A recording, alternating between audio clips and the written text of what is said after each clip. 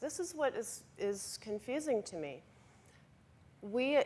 When two parents are divorcing and one parent has to move out, why is it that we assume that it always has to be the father that moves out of the home? Because this is the real question to me. I didn't leave my children.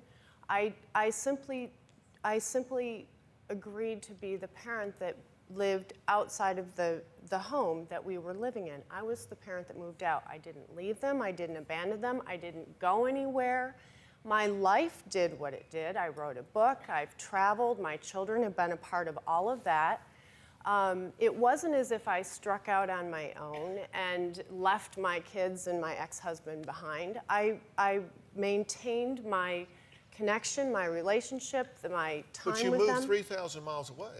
That was for a two-year period of time in the middle of that, which had to do with the fact that I was only allowed to see my children every other weekend. Which you voluntarily agreed to. No, I didn't, actually. I did not agree to that. You said you did. You said you and Claude sat down at the kitchen table and you worked out a custody and settlement agreement at the table. I read your book. Yes. I know what you say. We did. I can turn to the page. I'm so glad you brought that up, because this is the one piece of advice that I would give all divorcing parents.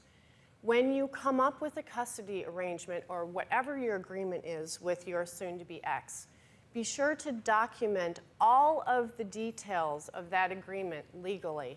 Because what I didn't do is I trusted that the arrangement that we had talked about, which included a casual, coming and going during the week kind of arrangement, which is what we have now, I trusted Claude that was going to be part of the continuing.